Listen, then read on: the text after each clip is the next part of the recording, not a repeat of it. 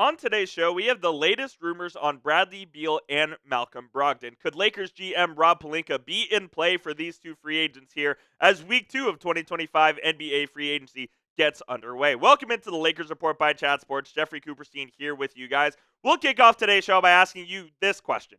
Name someone you want the Lakers to sign down in the comment section. If it's Bradley Beal, if it's Malcolm Brogdon, if it's someone else that's still a free agent like Chris Paul, drop their name down there in the comment section. I want to see how many names we can get there down below. We'll start with Bradley Beal here, who is rumored to be bought out by the Phoenix Suns, and it's only a matter of time before he becomes a free agent. And the Lakers are expected to show interest in Beal once his buyout is finalized. Now, would the Lakers be favorites to sign Beal? That remains to be seen, but Fred Katz had this report here on the latest on Bradley Beal, where he said the goal for the Suns is to negotiate a buyout, waive him, and then stretch his remaining salary over 5 years, which because you have 2 years left, and then you have to multiply it by 2 and add 1, so that's how you get to 5, which would reduce his annual cap hit on the Suns' books. The move would not only get Phoenix out of the second apron, a dreaded payroll threshold where only the most expensive teams venture, but also out of the luxury tax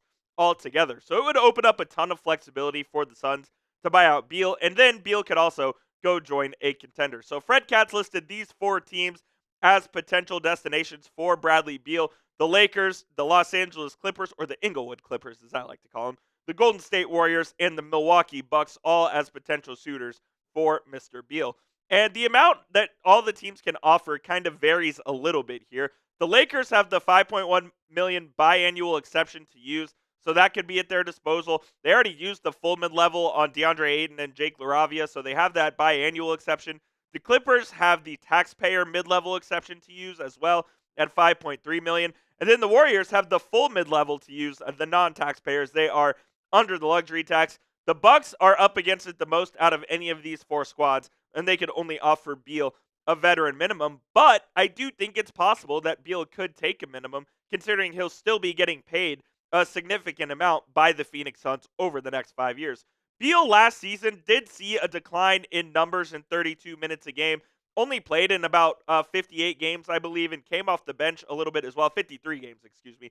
But he averaged 17 points and shot pretty well still from the field at almost 50% and 38.5% from 3. But as you can see over the last 2 seasons, his numbers have taken a pretty steep decline from 22-23 on, where he averaged 23.2 points, and then it dropped 5 to 18.2 in 23-24, and then again dropped another point or so in 24-25.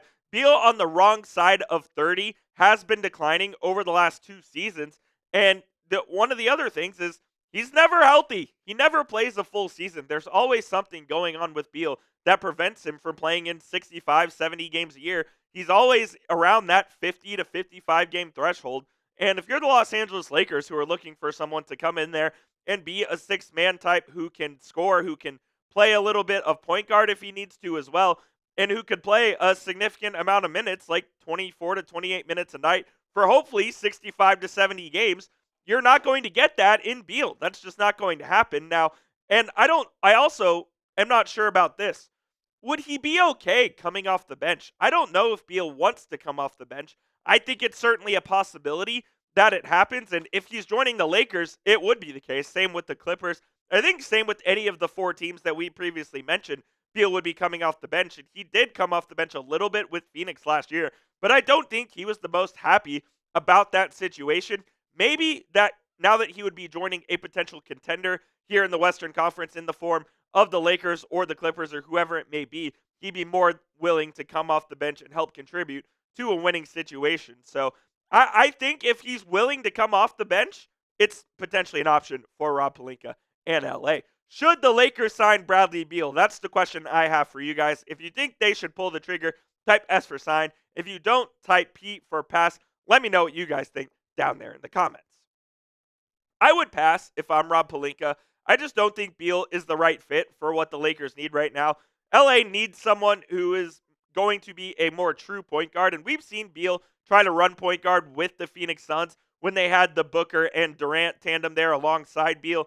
It just didn't work out. Bradley Beal is a shooting guard as shooting guards get, and the Lakers already have that position covered. So if it were me, I think I would politely pass if I was Rob Pelinka, but I'm not making the decisions over there in Hollywood. We'll talk about Malcolm Brogdon in just a moment, but before we do that, we have this dope Lakers hoodie on sale right now with our friends at Fanatics. When you go to chatsports.com/Lakers sweatshirt, the sweatshirt was $65. Now it's $20, well over 50% off. You can go get it right now at chatsports.com/Lakers sweatshirt. And when you do that, Fanatics will send us a part of the proceeds as well. So you're supporting the Lakers report while also getting yourself a dope hoodie for the season. And I know it's summer and the weather is hot around here, but fall is closer than you think. So go get hooked up with our friends over at Fanatics today. That link will be in the comments and description of today's show. Chatsports.com/Lakers sweatshirt.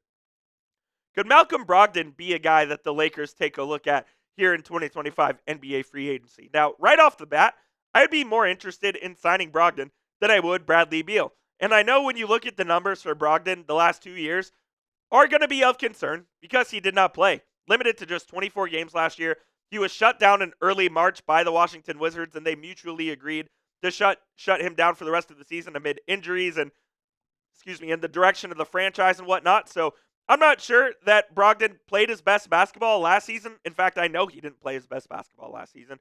And I think if he could get to what he was with the Boston Celtics, with the Portland Trailblazers, the Lakers would be getting a steal with the biannual exception if that's the route they chose to go with Brogdon. And the one thing I like about Brogdon over Beal is he plays more point guard than Bradley Beal does. Brogdon is a true point guard and can run an offense, can initiate an offense, can bring the ball up the court under pressure, and can get teams into the right positions to make a play in the half court. And I think that's what the Lakers really need because you have Luka, you have Austin Reaves, and then outside of that, you're looking at Gabe Vincent as your backup PG. Like, you need another ball handler on that team to take the load off of Luka and Reaves. Reaves can play the 1-2 if you need to, but you just need another guy in there. You can't go the entire season with just two primary ball handlers. You also have LeBron who can do it, but that's a different story for a different day. And I really do believe that this is the biggest remaining need for the Los Angeles Lakers. They addressed their biggest need in 2025 NBA free agency with the signing of Deandre Ayton and Jaxson Hayes. Center was their big need. They got run out of the gym by the Minnesota Timberwolves because of their lack of a center.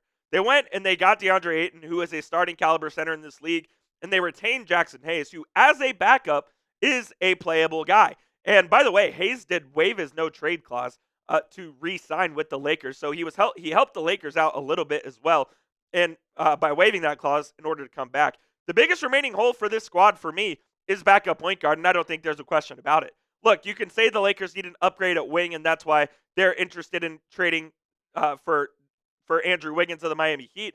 But their biggest need that they can fill without giving up any assets is point guard, and I don't think there's even a question about it.